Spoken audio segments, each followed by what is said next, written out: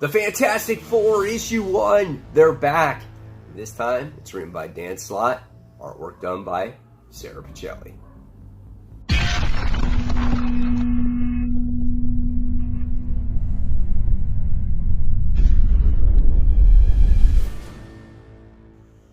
Hey comic book fans, welcome back to Comic Book Corner 2.0 fans. You're back with me, Mike Spider Slayer, getting ready to do that all-important comic book review so you, the fans, can make a decision what comic books to buy. And today, guys, we're talking about Fantastic Four, issue 1. It is the world's greatest comic magazine ever, right? It's been a while since the Fantastic Four have been around, and yes, Dan Slott has taken over the book with the art duties done by Sara Pichelli. And when this was announced, I was like, yes, the Fantastic Four are back, and the first issue has arrived. This is a supersized issue for the price of $5.99. So, very pricey issue, but it is an oversized issue, so you're going to get your pages worth here. So, let's talk about Sara Pichelli's artwork in this book. So, if you remember Sara Pichelli, she does the artwork for Saga, she does the artwork for Miles Morales' Spider-Man, and her art is gorgeous. In this book, I liked it as well. However, I felt at times maybe the detail in the book wasn't as strong as I would like it, and there was maybe just a few too many lines, like sketched lines or whatever the case may be. It wasn't bad artwork at all. It just seemed something was missing from the artwork in this book. However, it is still good artwork. I love how Sara Pichelli puts a lot of emotion in her characters' faces, and that's what makes you feel for these characters, especially in this book, okay? Alright, so let's talk about the story here. Dan Slott, in the beginning of this book, really does a great job at picking off where kind of Zdarsky is with the Marvel 2-in-1 series, okay? And in this book, we wound up getting to see Alicia Masters, and we get to see Ben Grimm. And they're holding cats, and they're getting along with each other, and going on dates, and whatnot. And the next thing you wind up seeing is Johnny Storm sees a symbol for the Fantastic Four as they're being called or whatnot. And it's like that old flare gun that they had. So Johnny Storm gets all excited, right? And he's like, oh my god, they're back! We're back! And you get to see that he's all excited. Ben Grimm's like, whoa, wait a second here. And the next thing you see is Johnny is flying around, and he finds out that, yeah, it's not really the Fantastic Four, it's the Yancey Street Gang that are playing pranks. And he's just like, oh. And so he's all depressed again.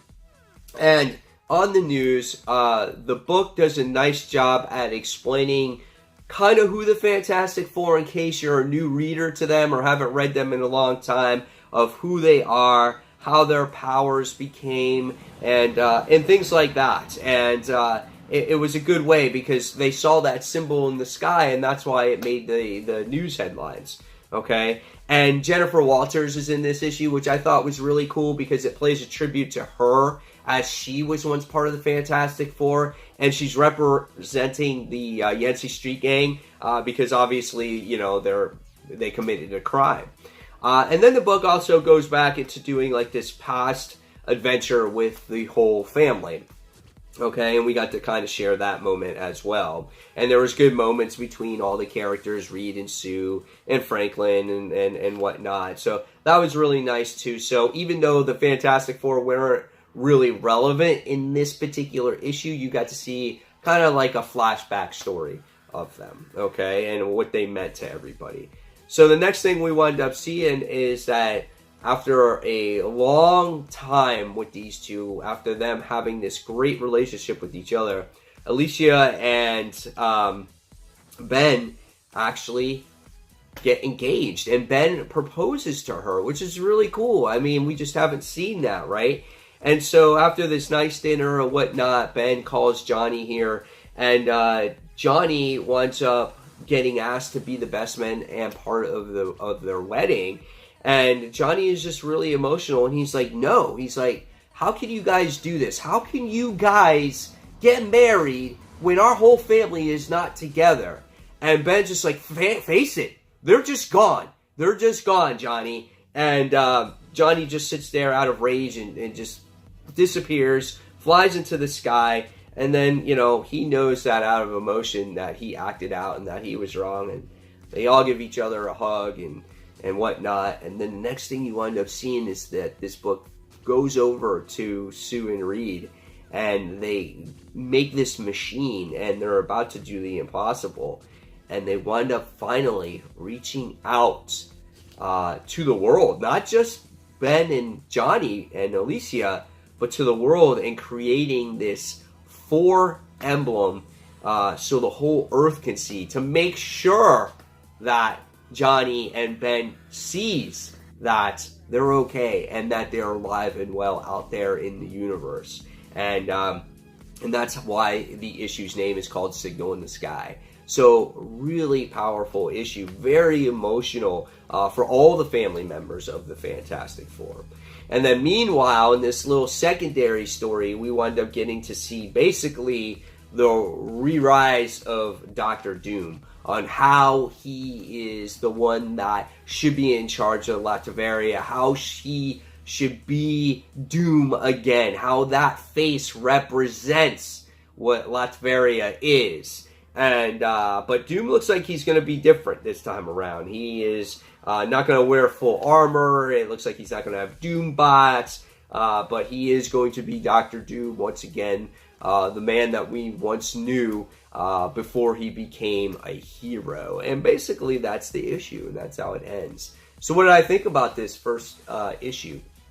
After letting it seep in a little bit, I really liked it. I thought it was a very emotional issue for all the members of this Fantastic Four. I love how the Reed and Sue reached out to the others to assure them that they're okay. Now how they come back, I'm not sure. I love the emotion that Johnny wears on his sleeve.